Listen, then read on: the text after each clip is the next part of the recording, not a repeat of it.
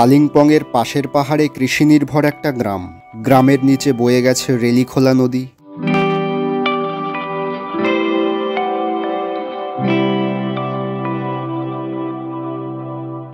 আজ দুপুরবেলায় এই গ্রামে এসে পৌঁছেছি। গ্রামটি 3টি ভাগে বিভক্ত, আপার, লোয়ার এবং মিডিল। আমি আছি মিডিল সান্তুকের নেচার ভিউ হোমস্টেতে। হোমস্টেটি একদম নতুন।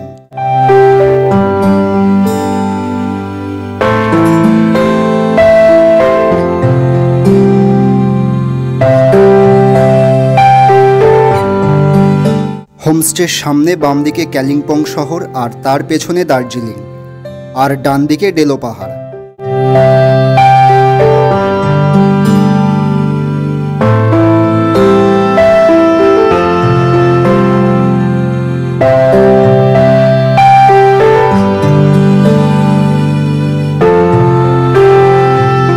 দুপুরের খাবার খেয়ে বেরিয়েছি রেলিখোলা নদী দেখতে। সঙ্গে রয়েছেন রবীন্দ্রজি এবং তার ভাই গোবিন্দজি। হোমস্টে থেকে 10 মিনিট পায়ে হেঁটে এখানে আসতে হয়। এটা কালিম্পংয়ের রেলি নদীর ছোট্ট একটি শাখা নদী। এই নদী প্রধান রেলি নদী থেকে আলাদা হয়ে তিস্তা নদীতে মিশেছে। নদীটা ছোট হলেও জলের স্রোত কিন্তু মারাত্মক।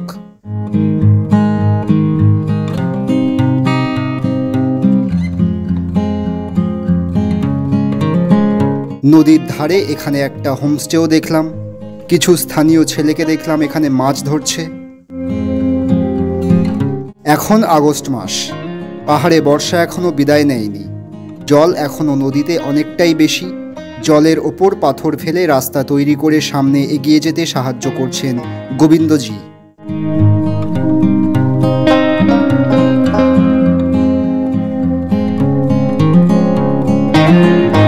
নদীর মাঝ বরাবর একটা বিশাল বড় পাথর। নদীর সৌন্দর্য আরও ভালো করে দেখার জন্য সেই পাথরের ওপর উঠে বসলাম। নদীটা সামনে একটা বাঁক নিয়ে পাথরে আছাড় খেয়ে নিচের দিকে নেমে গেছে।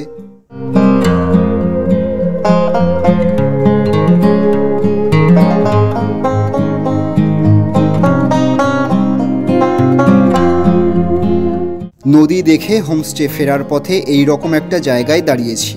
এখান থেকে নিচে নদী বয়ে চলার শব্দ কানে আসছে।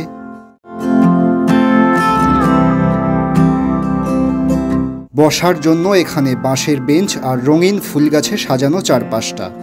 সামনে সবুজ পাহাড় আর তার ওপর নীল আকাশ। জায়গাটা এতটাই মায়াবী, একলা বসে থাকলেও এখানে একলা মনে হয় না নিজেকে।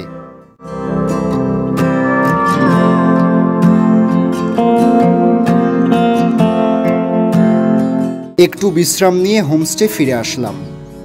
হোমস্টেটা পুরোটাই কাঠের, খুব সুন্দর সাজানো, একদম নতুন। হোমস্টের সামনে একটু ফাঁকা জমি আর রঙিন ফুলের বাগান। এখানে বারবিকিউ করারও ব্যবস্থা করা হয়।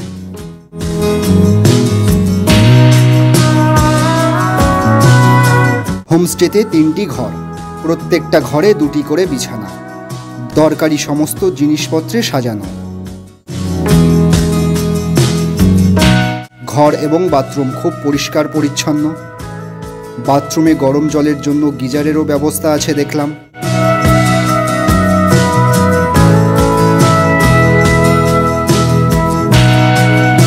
এনজেপি শিলিগুড়ি বাগডোগরা থেকে এখানকার দূরত্ব 86 থেকে 95 কিলোমিটার। দার্জিলিং থেকে 87 কিলোমিটার।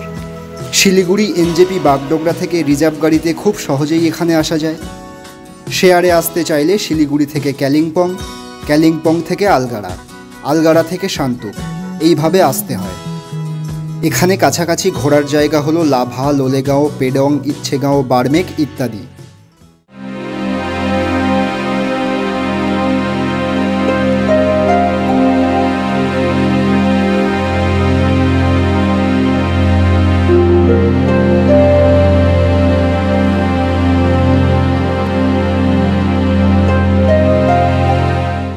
একটু একটু করে সন্ধ্যা নামছে পাহাড়ে।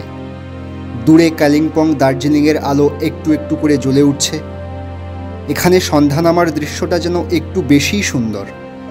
সূর্যের ঝাপসা আলো এখনও দেখা যাচ্ছে পাহাড়ের মাথায়।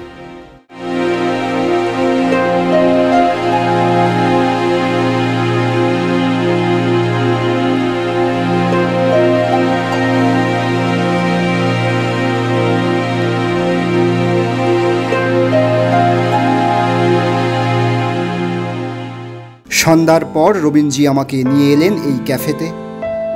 হোমস্টে থেকে মাত্র 5 মিনিটের হাঁটা পথ। খুব সুন্দর লাইট দিয়ে সাজানো চারিপাশটা।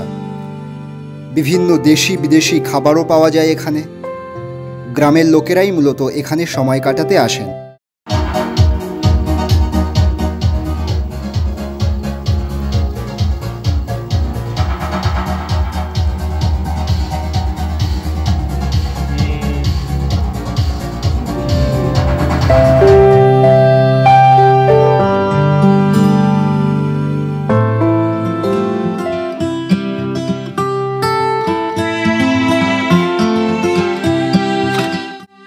পরদিন সকালবেলা ইচ্ছে করেই ঘুম থেকে দেরি করে উঠেছি।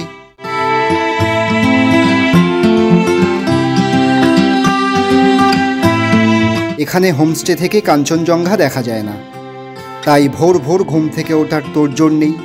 কাঞ্চনজঙ্ঘা দেখার জন্য একটু ওপরে উঠতে হয়, কিন্তু আমার আর ওপরে ওঠার ইচ্ছা হয়নি। সকালবেলা এখানে রোদ ঝলমলে সবুজ পাহাড় দেখেই মন ভরে গেছে। আজ এখান থেকে বিদায় নেব। এখান থেকে যাব অন্য একটা গ্রামে।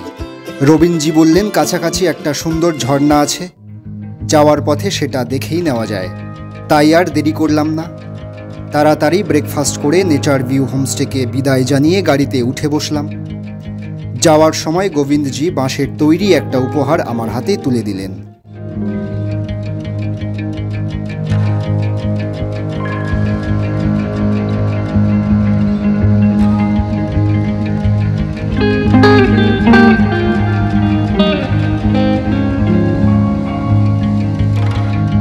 গাড়ি এসে দাঁড়ালো সেই গতকালের বেঞ্চের সামনে। জায়গাটা এখন আরো বেশি সুন্দর লাগছে।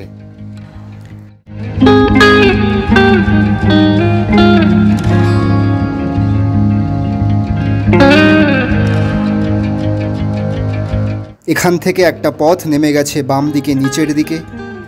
সকালের নরম রোদ গাছের ফাঁক দিয়ে নিচে এসে পড়েছে। সেই রোদে চারিদিকের পাহাড় আরো সবুজ হয়ে উঠেছে।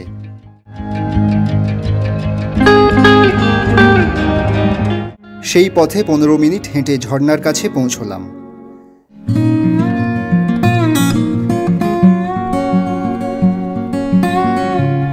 ঝর্ণাটি খুব বড় নয়। ঝর্ণার নাম তারেখোলা।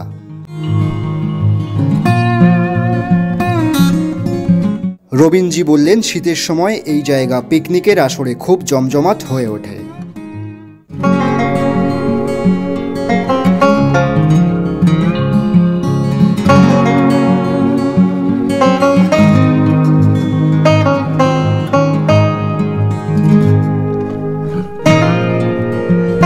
ঝর্ণা দেখে আবার চলতে শুরু করলো আমাদের গাড়ি। একটু চলার পর এই সুন্দর গির্জাটির সামনে আবার আমাদের দাঁড়াতে হলো। হোমস্টে যাওয়ার পথেই পড়ে এই গির্জাটি।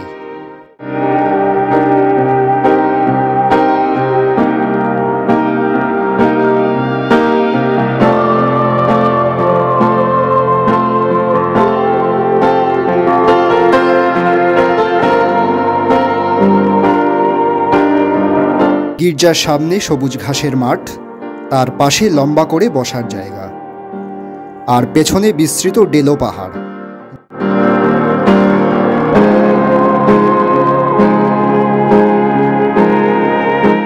ভিডিওটা কেমন লাগলো কমেন্ট করে অবশ্যই জানাবেন, আর সাথে লাইক, শেয়ার, সাবস্ক্রাইব করতে ভুলবেন না। পরের ভিডিওতে আরেকটি অজানা গ্রামের গল্প নিয়ে হাজির হব আবার। সবাই ভালো থাকবেন, সুস্থ থাকবেন।